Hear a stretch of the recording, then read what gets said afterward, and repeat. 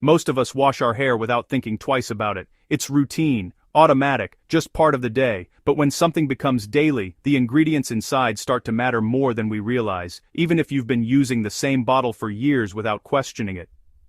Today, we're breaking down which shampoo ingredients raise concerns when used every single day, and which two alternatives are actually gentler for frequent washing.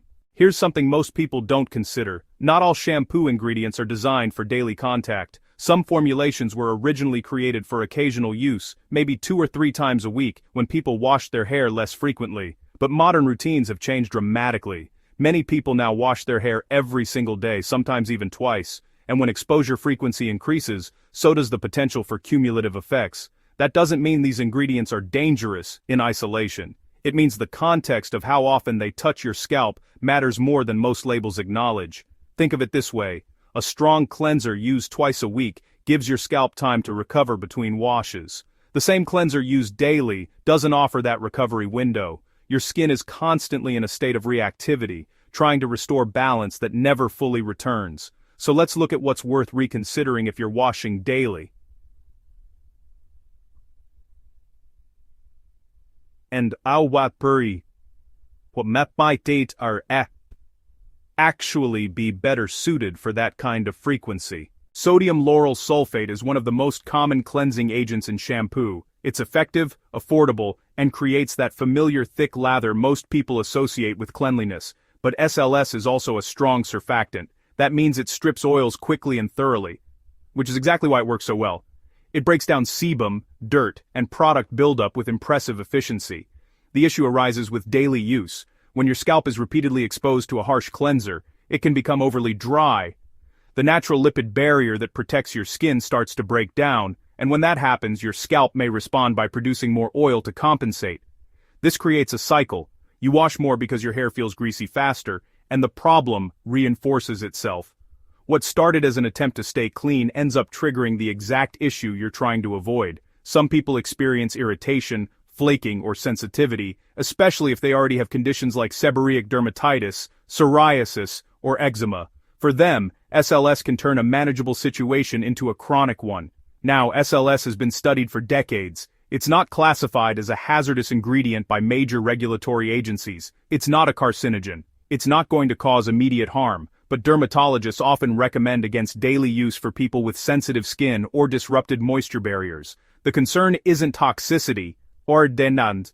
It's deterrent inside. It's irritation over time. And here's the thing, irritation isn't always obvious.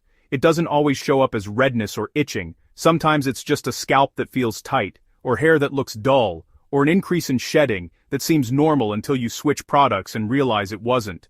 If you wash your hair every day, this is one ingredient where frequency matters significantly. Sodium lauryl sulfate is often positioned as the gentler cousin of SLS. It's chemically similar but goes through an additional processing step called ethoxylation, which makes it slightly less irritating to the skin. And in many cases that's true. SLES is milder than SLS. It's less likely to cause immediate dryness or sensitivity, but milder doesn't mean mild. SLES is still a sulfate-based surfactant, and it still removes oils effectively. For people washing daily, the cumulative drying effect can still occur.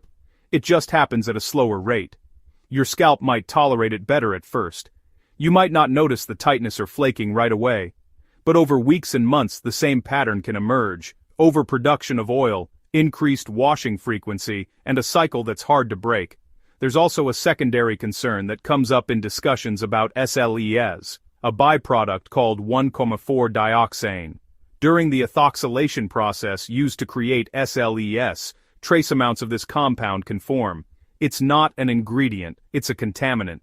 And while most reputable manufacturers use purification methods to reduce it, not all formulations are tested or disclosed at the same standard.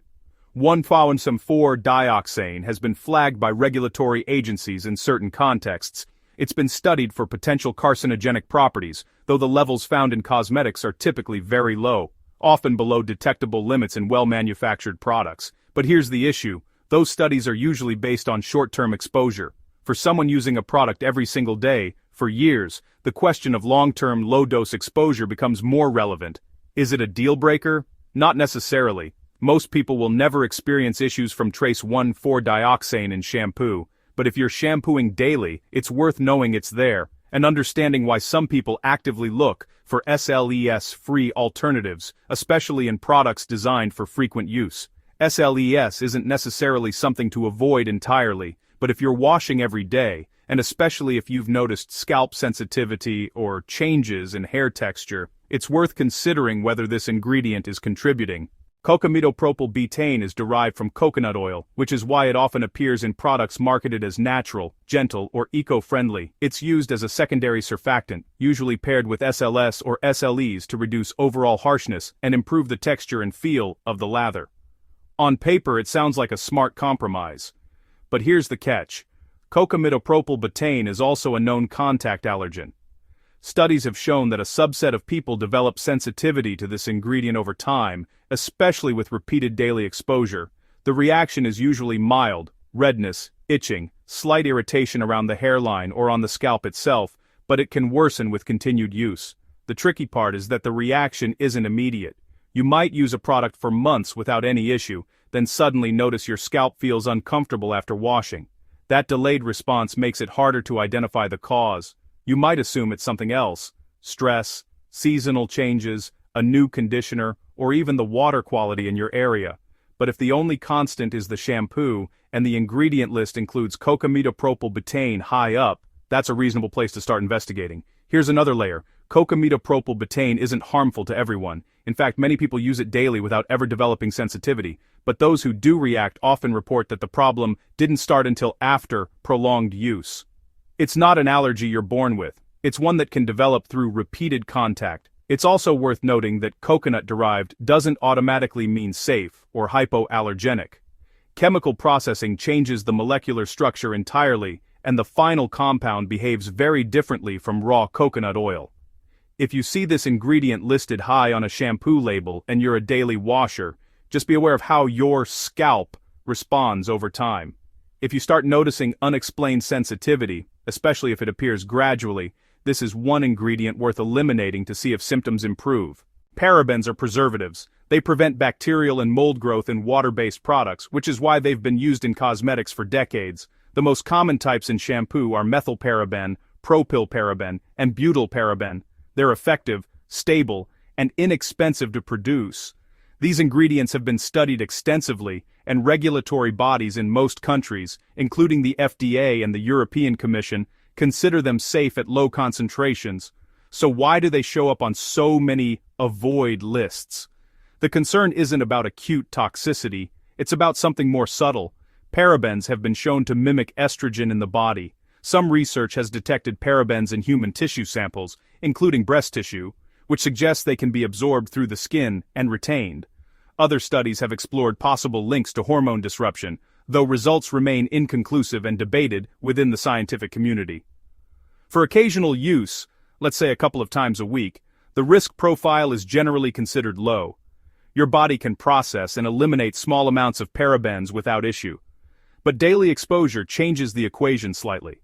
If you're applying a paraben-containing product to your scalp every single day, the cumulative absorption over months and years becomes harder to dismiss, especially for people who are already concerned about minimizing hormonal disruption.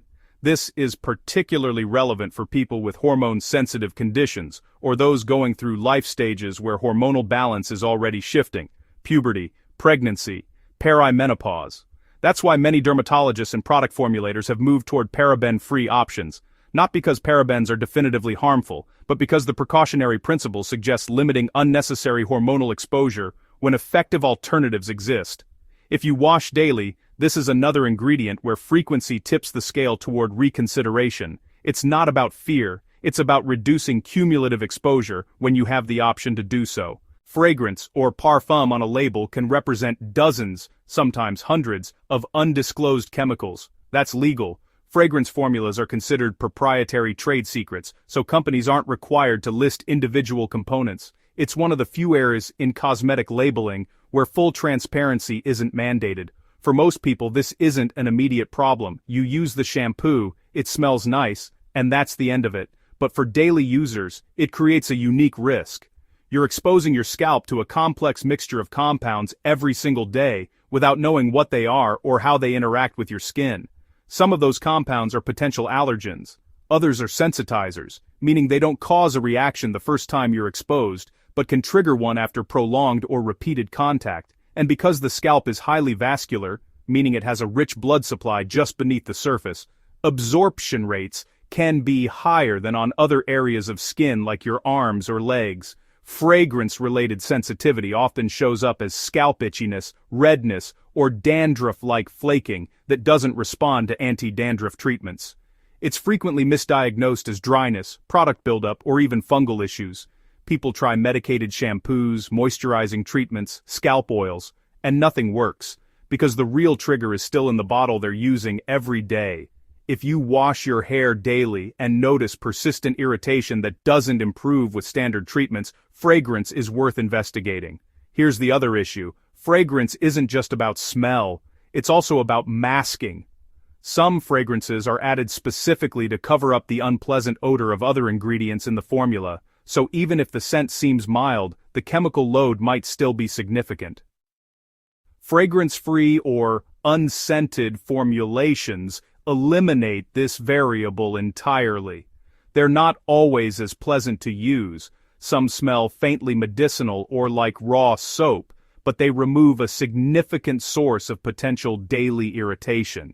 If scalp comfort is a priority, especially with daily washing, this is one of the easiest changes to make. Here's the key point we keep coming back to. Most of the ingredients we've discussed aren't problematic in a vacuum. Used occasionally, 2 or 3 times a week with rest days in between, they're unlikely to cause noticeable issues for most people. But daily use compounds exposure. It tests the limits of what your skin can tolerate repeatedly without adaptation, repair, or reaction. And that's where formulation matters. If you're washing your hair every day, you need a shampoo that's designed for that frequency.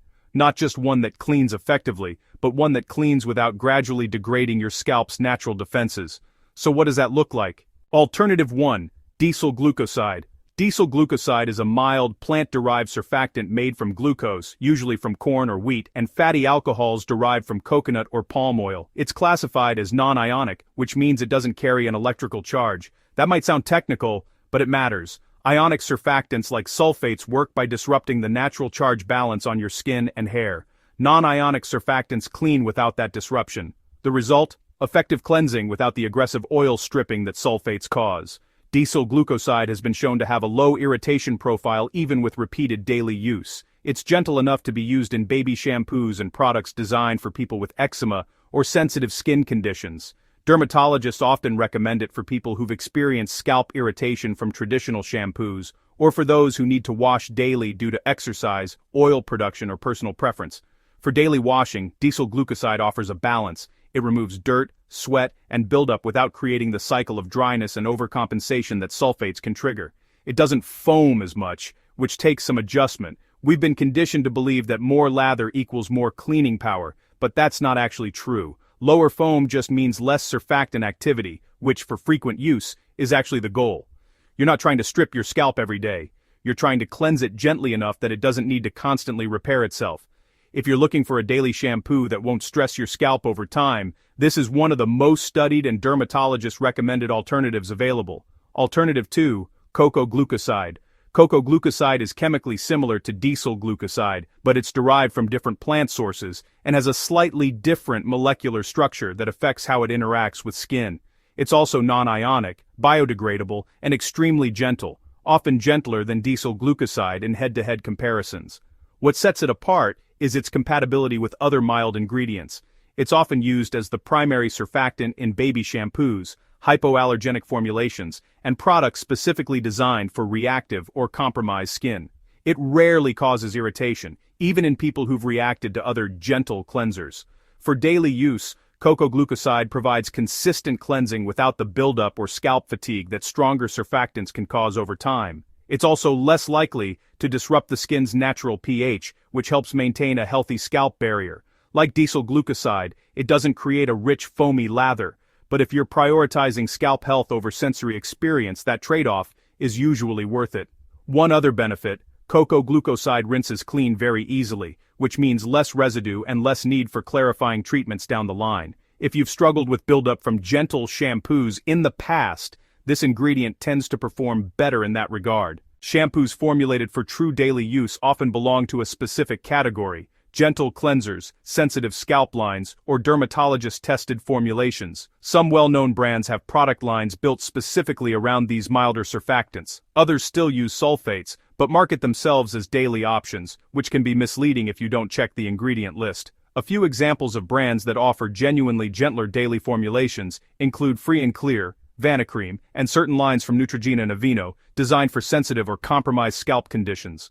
These products typically feature diesel glucoside or cocoa glucoside as primary surfactants, with minimal fragrance and no parabens. They're not always glamorous. The packaging is often plain, the scent is neutral or absent, but the formulation is designed for what it claims: frequent, gentle cleansing.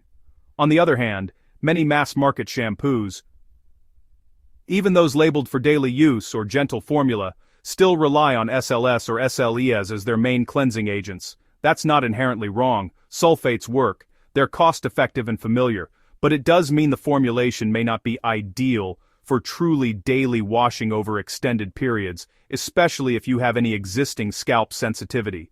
Reading the ingredient list is more reliable than trusting marketing claims. If the first or second ingredient after water is sodium lauryl sulfate or sodium laureth sulfate, that's a daily use formulation in name only. The surfactant is still strong enough to cause cumulative dryness with repeated use. If you see decyl glucoside or cocoa glucoside listed as the primary surfactant, you're looking at a formulation that's genuinely designed for frequency.